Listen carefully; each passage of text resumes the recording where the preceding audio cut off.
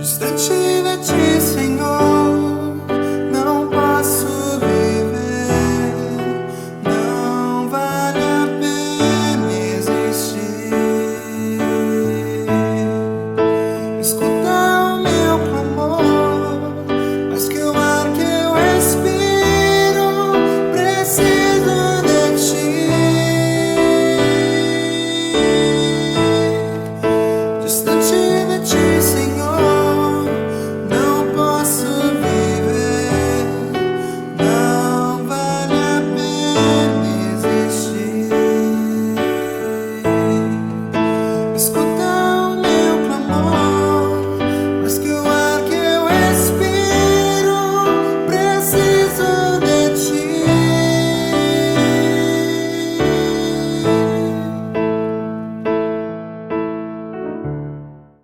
Eu me chamo Francisco, tenho 24 anos. Minha família é toda do sertão do Ceará. Temos bastante pessoas que são analfabetos ou semi-analfabetos, que não tiveram a oportunidade de estudar. E por essa causa eu sempre fui muito focado nos estudos. A minha vida era basicamente estudar, estudar e estudar. A minha família de fato sentia orgulho de mim, por eu estar conseguindo alcançar algum padrão de sucesso.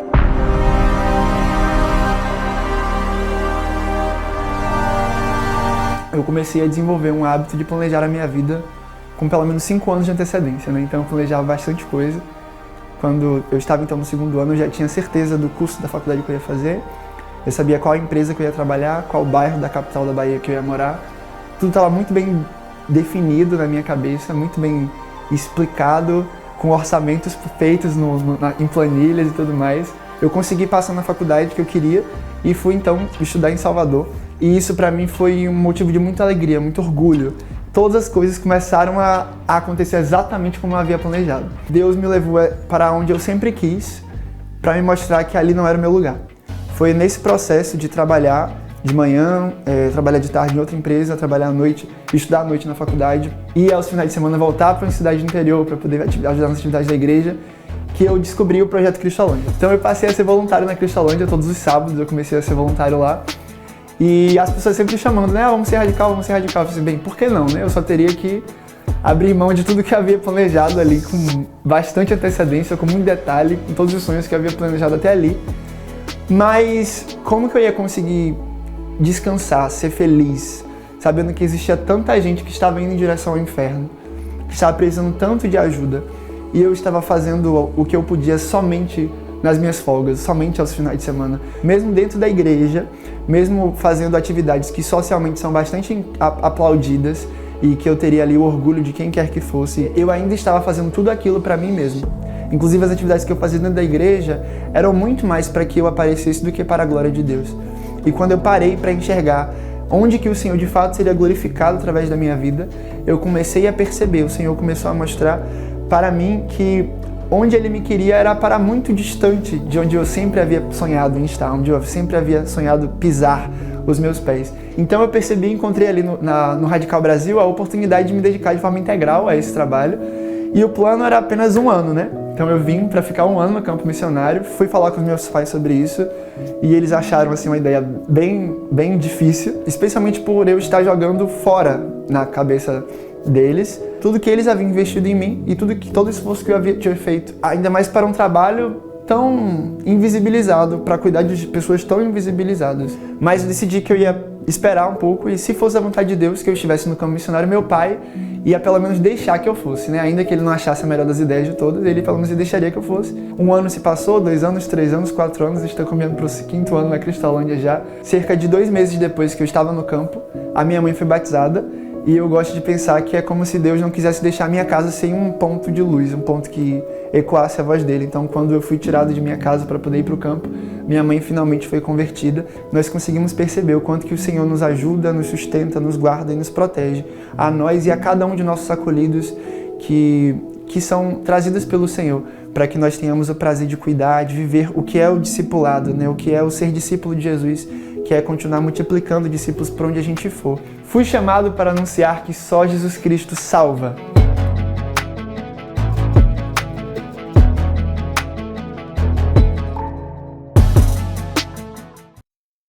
Que bom que você está aqui, que bom que podemos nos encontrar mais uma vez. Como é precioso poder nos unir em torno da palavra de Deus, meditarmos nela e podermos nos unir em oração também.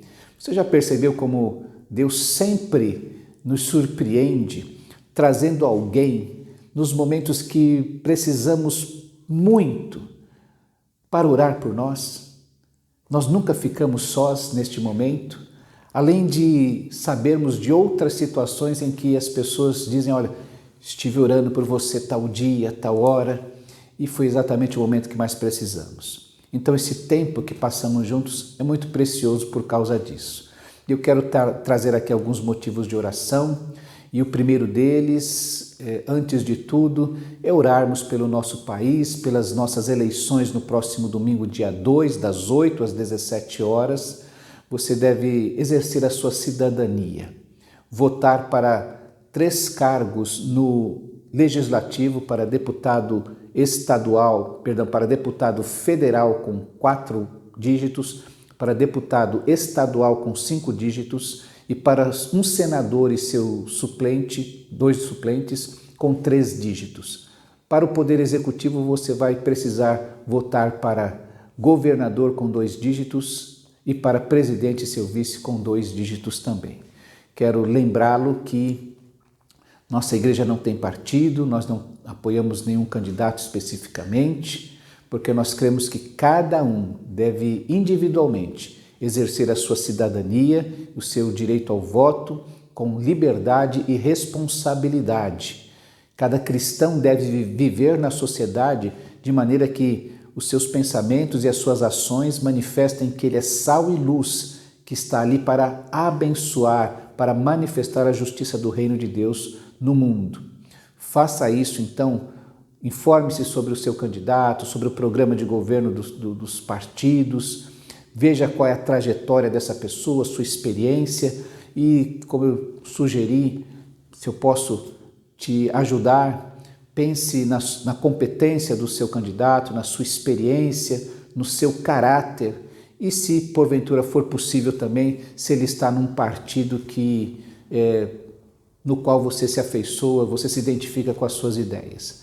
Busque orientação de Deus também, ore a Deus e faça isso com responsabilidade, com liberdade. O voto é secreto, o voto é seu e você deve, como direito, exercê-lo com liberdade e com responsabilidade.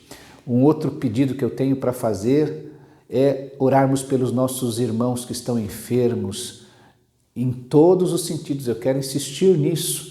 Não é apenas fisicamente.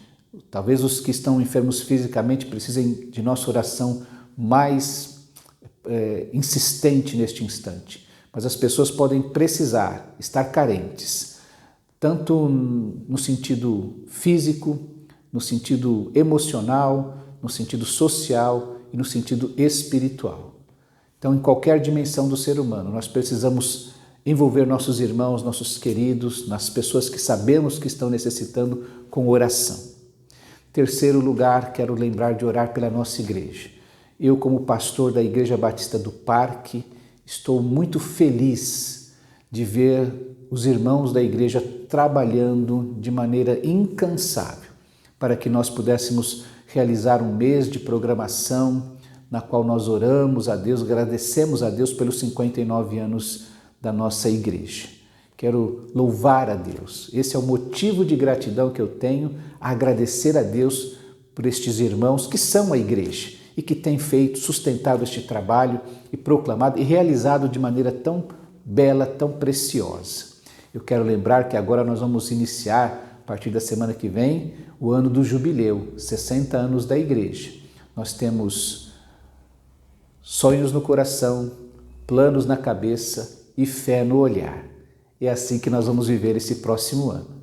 Quero orar com você. Deus querido, nós te agradecemos o privilégio de podermos nos unir em oração, de maneira virtual. Mas nós sabemos que o Senhor é o Deus que está em todos os lugares, que nada escapa da tua presença. E o Senhor conhece cada coração que se une neste instante em oração. Nós vimos aqui clamar, ó Deus, pela tua igreja. Nós te agradecemos pelos 59 anos e te pedimos, ó Deus, que possamos, como igreja, como corpo, como teu povo, nos unir e buscarmos estar no centro da Tua vontade, sermos instrumentos úteis Teus para realizar a Tua obra no mundo, para manifestar a Tua graça ao mundo. Nós vamos Te pedir também pelo nosso país, ó Deus. Deus querido, olha com um olhar de misericórdia, com compaixão, ó Deus, para o nosso país. Um povo que tem sofrido nestes últimos tempos, não somente com pandemia, mas com a carestia, com a falta de moradia, com a falta de saúde, com a falta de estudos, com a falta de dinheiro, ó Deus, com a falta de comida sobre a sua mesa. Ó Deus querido, tem misericórdia deste povo. Ó Deus querido, dá-nos sabedoria em quem vamos votar, ó Deus, em quem vamos escolher para liderar esta nação, para estar no poder legislativo e no poder executivo. Ó Deus querido, quebranta os corações daqueles que se candidatam, ó Deus, para que eles possam ter um espírito cívico, para que eles possam olhar para o próximo com misericórdia, ó Deus, para que eles possam olhar mais para o outro do que para si mesmos, ó Deus. Ó Deus querido, de alguma maneira nós Te pedimos, nos salva, nos liberta, ó Deus, dos maus políticos, daqueles que são enganadores, ó Deus querido, daqueles que não querem o bem do próximo, que só pensam em si mesmos, ó Deus. Nós oramos por esta nação, nós precisamos disso. O Senhor que tem abençoado de uma maneira tão especial esta terra, abençoa, Deus, o nosso futuro, para os nossos filhos, para os nossos netos, para as gerações que virão. Nós Te pedimos isso, ó Deus, e pedimos que o Senhor, mais uma vez, nos dê sabedoria ao exercermos o nosso direito de votar. Que nós façamos isso de uma maneira que honre e glorifique o Teu nome.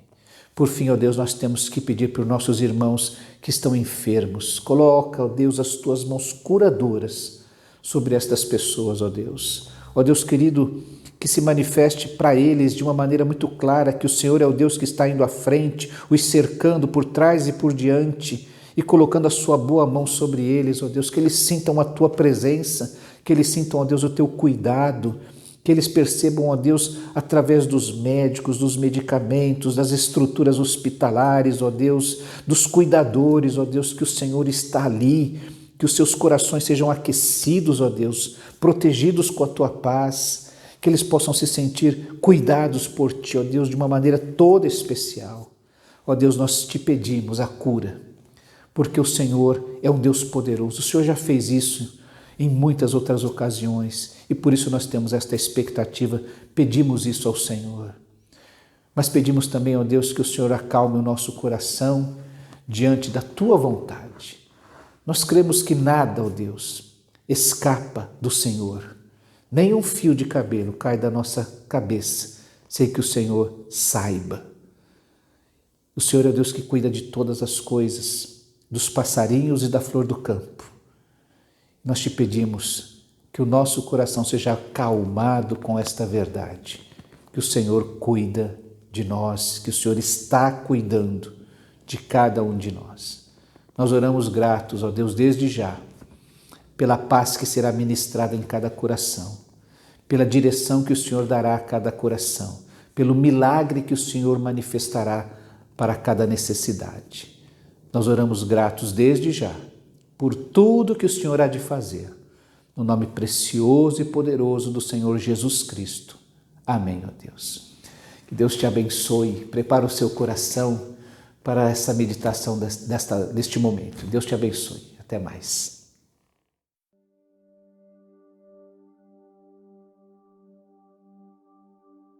Não faz muito tempo, vocês estavam atolados naquela velha vida podre de pecado. Haviam permitido que o mundo, que não sabe nada a respeito da vida, dissesse a vocês como viver. Enchiam os pulmões com a fumaça da incredulidade e exalavam desobediência.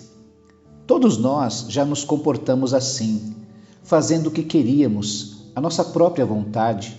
Estávamos todos no mesmo barco.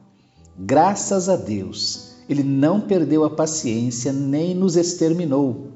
Em vez disso, com sua imensa misericórdia e seu amor extravagante, Ele nos abraçou. Tirou-nos da nossa vida presa pelo pecado e nos fez vivos em Cristo. Fez tudo isso por conta própria, sem qualquer ajuda da nossa parte.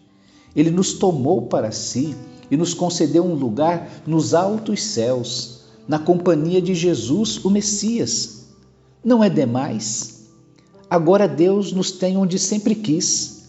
Tanto neste mundo como no próximo, Ele quis derramar sobre nós graça e bondade em Cristo Jesus. A salvação foi ideia dele e obra dele. Nossa parte em tudo isso é apenas confiar nele o bastante para permitir que ele haja em nossa vida. É um imenso presente de Deus. Não somos protagonistas nessa história. Se fosse o caso, andaríamos por aí nos vangloriando do que fizemos. Não, nada fizemos, nem nos salvamos. Deus faz tudo e nos salva. Ele criou cada um de nós por meio de Cristo Jesus e a Ele nos unimos nessa obra grandiosa, a boa obra que Ele deseja que executemos e que faremos bem em realizar. Por isso, não menosprezem esse presente. Ainda ontem, estranhos aos caminhos de Deus, vocês não faziam ideia de nada disso. Não conheciam o básico a respeito de como Deus age, nem sabiam quem era Cristo. Não conheciam a rica história das alianças e promessas de Deus vivida por Israel, nem desconfiavam do que Deus estava fazendo no mundo. Agora, por causa de Cristo, que morreu da forma que morreu, derramando o seu sangue, vocês, que estavam excluídos de tudo isso, agora participam de tudo. O Messias ajustou as coisas entre nós e por isso agora estamos juntos nisso, tanto os inimigos não-judeus quanto os judeus que são de dentro. Ele derrubou o muro que usávamos para manter-nos separados. Ele revogou o código da lei que se tornara tão cheio de pormenores e notas de rodapé que mais atrapalhava do que ajudava. Então ele começou de novo.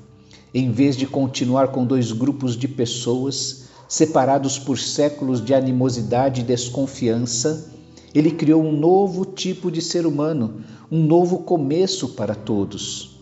Mas Cristo nos uniu por meio da sua morte na cruz. A cruz nos leva a abraçar uns aos outros e faz cessar a hostilidade. Cristo veio e pregou a paz a estrangeiros como vocês, que não são judeus, e também aos judeus que já conheciam Deus. Ele nos tratou como iguais e nos fez iguais. Por meio dele, compartilhamos do mesmo Espírito e temos igual acesso ao Pai. Não é maravilhoso? Vocês já não vivem andando sem destino, exilados. Este reino da fé agora é a casa de vocês, a sua própria terra. Não são mais estrangeiros nem gente de fora. Vocês pertencem ao reino com todos os direitos que o nome cristão permite. Deus está construindo uma casa e nela Ele usa todos, independentemente de como chegamos aqui. Ele usou os apóstolos e os profetas como fundação. Agora usa vocês, colocando-os como que pedra por pedra, um santo templo construído por Deus. Todos nós nele incluídos, um templo onde Deus está de fato em casa.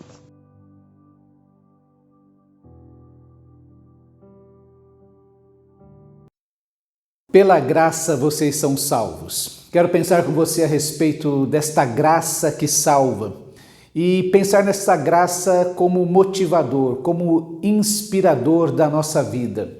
Nós já aprendemos que a graça ela é toda suficiente, que ela é uma graça operosa, ela é suficiente porque nos salva, não precisamos fazer nada e o próprio texto que lemos hoje trata deste assunto. Ela é uma graça operosa não apenas porque realiza aquilo que se propõe, Deus em Cristo nos faz um, Deus em Cristo nos adota em sua família, Deus em Cristo nos faz um novo povo, Deus em Cristo nos torna a sua habitação, um novo templo no qual Ele se manifesta. Deus também, ela é operosa também porque na vida do cristão realiza transformações tremendas que somente a graça pode realizar. É esta a história do apóstolo Paulo em toda a sua trajetória de perseguidor da igreja a perseguido por continuar pregando este evangelho que transforma e que forma a igreja, o povo de Deus. Eu quero pensar nesse momento sobre a graça, não que dessa forma como ela age em nós, age em nosso favor, mas a resposta da graça, ou a resposta de graça que nós precisamos dar diante deste fato. Sim, Deus faz tudo por nós. Nós simplesmente abrimos o nosso coração para receber aquilo que Deus providenciou para nós, que é esta salvação em Cristo Jesus. Cristo paga os nossos pecados. Cristo morre no nosso lugar. Cristo toma sobre si a culpa do nosso pecado. Ele a crava na cruz do Calvário e com isso nós somos inocentados de todas as acusações. Nós somos justificados diante de Deus. Nada fizemos. Tudo é feito pelo Pai, pelo Filho e nós apenas o recebemos. E diante disso, o que podemos, o que devemos, qual seria a parte que nós realizaríamos? É interessante quando nós olhamos para o Antigo Testamento e pegamos algumas situações ou algumas personagens que tiveram de dar uma resposta a Deus. Impressiona-me, por exemplo, o fato de que Moisés resistiu profundamente aos planos de Deus para a sua vida. Mas há outras personagens que derramam a sua alma, que parecem estão dispostas, parece que têm uma compreensão tão grande a respeito de Deus e estão tão gratos pelo que está acontecendo em suas vidas, que dão respostas positivas, respostas alegres a um chamado de Deus. Pense por um instante, por exemplo, em Samuel, o que seria o último juiz e o primeiro profeta, quando ele, ainda muito pequeno, é orientado a dizer assim a Deus: fala que o teu servo ouve. Não é tremendo isso? Ele foi orientado a fazer isso porque ele estava ouvindo Deus lhe chamar. E ele estava interessado em saber o que é que Deus tinha para falar para ele. Olha que interessante, ele estava interessado em saber o que aquela voz que o interpelava tinha a dizer à sua vida. E a orientação foi dar essa resposta. Eu lembro também de muitas situações, muitas pessoas que quando são orientadas a dar um passo na direção de Deus, a confiar em Deus, elas recuam, elas não dão este passo, elas não dão esta resposta a Deus, elas não aprendem a confiar naquilo que Deus está propondo através da sua palavra. Às vezes há orientações, há prescrições tão objetivas que querem desafiar a nossa fé, mas recuamos, nós nos tornamos covardes diante desta proposta que a palavra de Deus tem de vivermos algo de extraordinário em nossa vida. Por exemplo, quando a palavra de Deus nos diz: perdoe, ande mais uma milha, ofereça outra face, ame o seu inimigo, porque só assim você vai se tornar filho do vosso Pai Celeste. Isto são desafios tão grandes que quando nós somos desafiados a viver isto, a praticar isto, damos passos atrás ou prendemos o nosso pé no lugar onde estamos e dali não arredamos. São situações em que não somos motivados a dizer: sim, eu quero fazer isso. Sim, eu vou estender a mão àquele que me ofendeu. Sim, eu vou oferecer a outra face e dar mais uma oportunidade. Sim, eu vou procurar o bem daquele que de alguma forma me prejudicou ou que não concorda comigo, é meu adversário em algum campo da vida. Nós recuamos e não somos capazes de dizer àquele: fala que o teu servo ouve, eu estou aqui para ouvir e aquilo que eu ouvir eu vou praticar. Mas Samuel foi capaz de dizer isso. Deus está falando comigo. Que privilégio, que honra. Então fala, porque esta experiência extraordinária de ouvir Deus me interpelando, falando comigo, é algo que eu quero viver e eu quero obedecer. Uma outra personagem do Antigo Testamento também que foi interpelado por Deus e precisava dar uma resposta diante da revelação que Deus fazia de si a ele foi Isaías. Isaías vai ao templo, diz a sua palavra, que no momento difícil da sua nação. E nós temos a impressão que Isaías vai ao templo exatamente para buscar a presença de Deus, para compreender o que estava acontecendo, para alcançar paz diante das circunstâncias que envolviam o mundo naquele momento. E ele vai ao templo porque ele sabe que ali é o lugar da habitação de Deus, ali é o lugar onde o povo presta seu culto a Deus, ali é o lugar onde Deus vai responder. Ele poderia ir em qualquer lugar, mas ele vai naquele lugar especialmente separado para este encontro, para esta busca. E lá Isaías descreve a visão que tem de Deus sentado num alto e sublime trono, rodeado pelos anjos que cantam Santo, Santo, Santo é o Senhor dos exércitos, a terra toda está cheia da sua glória. E é diante desta visão que Isaías tem então a percepção de quem ele é, diante de um Deus exaltado no seu trono, acima de todas as coisas, de onde ele dirige todas as coisas. Isaías tem a plena percepção da sua pecaminosidade, da sua pequenez, da sua limitação. E ele também tem essa percepção que diante desse contraste tão grande entre a santidade de Deus, entre a grandeza de Deus e a sua pequenez e a sua pecaminosidade, ele então cai em si, dizendo que eu sou um homem pecador, eu sou um homem de lábios impuros, que habita no meio de um povo impuro também, e não é possível estar diante de tanta majestade e não morrer, não ser exterminado pela santidade de Deus. É assim que Isaías se vê diante de Deus. Mas Deus, do seu trono, vem um anjo que toca os seus lábios e o purifica, e então Deus interpela Isaías: pois é, Isaías, a quem enviarei? Quem irá por nós? E Isaías então diz: eis-me aqui, envia-me. E esta é uma resposta que Isaías dá diante desta gloriosa visão que ele tem, diante desta gloriosa experiência que ele tem de perceber o seu pecado, aquilo que o afasta de Deus, aquilo que torna-o tão distante de Deus, sendo perdoado, sendo eliminado neste relacionamento. E Deus começa a falar com ele, Deus começa a colocá-lo neste plano que ele tem e começa a conversar com ele. Como é que nós vamos fazer, Isaías? E Isaías dá uma resposta: eis-me aqui, envia-me a mim. Me parece que uma outra situação no Antigo Testamento que é muito interessante, as diversas vezes que o salmista, por exemplo, repete: porque me salvaste, eu te louvarei. Porque tu és a minha rocha, o meu libertador, eu te louvarei. E parece que existem situações na vida do salmista que ele é levado, que ele é inspirado, que ele é instigado à adoração. É verdade que os salmos são uma coletânea de cânticos, de poemas, e que revelam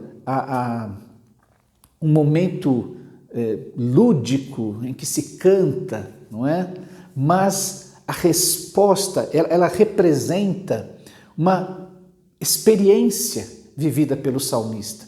Eu fui liberto, eu fui salvo, o Senhor me salvou dos meus adversários, o Senhor no momento da minha maior crise, da minha meu momento de menor fé, ou que me faltava plenamente a fé, o Senhor se manifestou como esta rocha, como esse castelo seguro, e por conta disso, do que eu vivi com o Senhor, eu vou te louvar, eu vou expressar com os meus lábios, eu vou expressar com a escrita dos salmos o meu sentimento diante do Senhor. Eu quero exaltá-lo, eu quero proclamar ao mundo, a todos, que o Senhor é verdadeiro, que o Senhor é esta rocha, esse libertador, essa companhia constante, esse Deus perdoador, esse Deus cheio de misericórdia. E o salmista, ele é instigado a adorar a Deus, a compor seus salmos, a proclamar através da sua arte a grandeza desse Deus. Quando nós pensamos em graça, e este argumento do apóstolo Paulo, pela graça vocês são salvos, e toda a argumentação que ele faz ali no capítulo 2, especificamente, que foi lido hoje, lembrando de que nós estávamos mortos em delitos e pecados, mas que Deus, pela graça, nos salvou e nos fez assentar nos lugares celestiais em Cristo Jesus, e que esta salvação não vem de vós, é dom de Deus, é um presente que Deus nos dá, é pela graça, pelo favor imerecido, por esta ação bondosa e misericordiosa de Deus sobre a nossa vida. Paulo está nos lembrando que nós podemos dar uma resposta a esta graça. Tenho para mim que uma resposta de gratidão, de dedicação, de atenção. Como Samuel, Deus, fala, Deus, que eu estou ouvindo. E diante da tua graça eu quero ouvir mais a tua voz, entender mais o seu plano, o que o Senhor está fazendo.